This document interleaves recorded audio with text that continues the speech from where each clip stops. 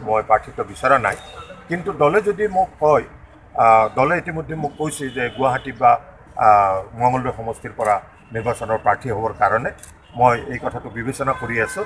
আৰু যদি যিহেতু মই দলৰ যি আদেশ, সেই আদেশৰ নিশ্চয় মই বহন কৰিব লাগিব।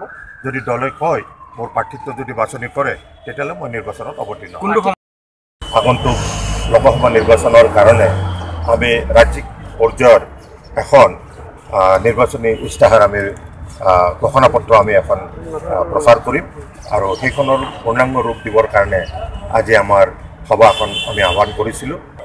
অগপ আৰু বিজেপিৰ যি মিত্ৰতা, সেই মিত্ৰতাই আমাৰ এই বৰ্তমান নিৰ্বাচনত বিশেষ প্ৰভাৱ পেলাব বুলি মই আশা নকৰোঁ। এটা সময় আছিলে 2016 চনত যেতিয়া আমাৰ বিধানসভা নিৰ্বাচন হৈছিল, সেই সময়ত অগপ আৰু বিজেপিৰ মিত্ৰতাই এক অৰ্থ বহন কৰিছিলে। কিন্তু বিগত 16ৰ পৰা এতিয়া 19লৈকে আমাৰ এই অসমৰ ৰাজনৈতিক পৰিস্থিতিত বহুত সাল সলনি হৈছে। নিজৰ দলকে তেওঁলোকৰ সিদ্ধান্তৰ লগত লৈ যাব পৰা নাই।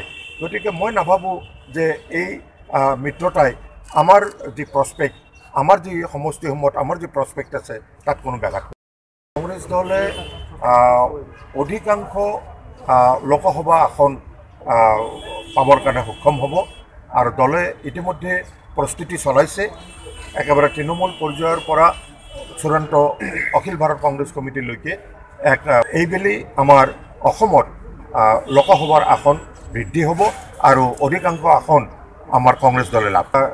তৃণমূল পৰ্যায়ত কংগ্ৰেছ শক্তিশালী হোৱা মানে আমাৰ দলৰ বা মোৰ ব্যক্তিগতভাৱে মোৰ শক্তি হিচাপে